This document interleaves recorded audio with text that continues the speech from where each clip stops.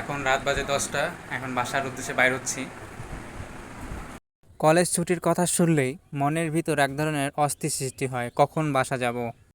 কালকে রাত্রে বাসায় আসছি এর মানে তো ছাদে উঠানো লাগবে, এটা বাধ্যতামূলক। ছাদে উঠবো না এটা কোনো কথা হবে না। আজকে এই দুটা গাছের মধ্যে একটা গাছ জিও ব্যাগে সেট আপ হয়ে যাবে। গাছ লাগানোর জন্য এখন সব প্রিপারেশন শেষ, এখন শুরু করব গাছ লাগানো। আজকে আমি যে আঙ্গুর চারা রোপণ করছি তা হলো বাইকুনুর জাতের আঙ্গুর, জগতের অন্যতম সেরা ও প্রিমিয়াম রাশিয়ান ভ্যারাইটি। এর ফলগুলো দেখতে যেমন লম্বা আকর্ষণীয়, তেমন খেতেও মাশাল্লাহ।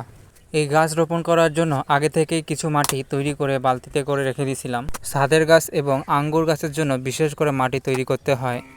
লাগবে কিছু বালু, হাফ বস্তার মতো, 3 বালতি পরিমাণ মাটি, রাসায়নিক সার, ইউরিয়া, ড্যাপ, পটাশ। জৈব সার আমার কাছে ছিল না, একটু ছিল ওই আঙ্গুর গাছেরই পচা পাতা। নিচের দিকে মাটি তৈরি করে তারপর গাছ বসিয়ে দিতে হবে।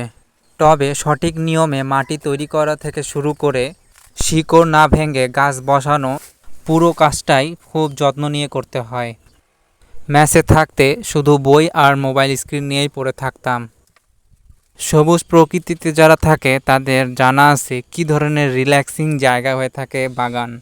নিজের হাতে করা বাগানে আসলেই বিভিন্ন প্রকার ডিপ্রেশন কমে যায়।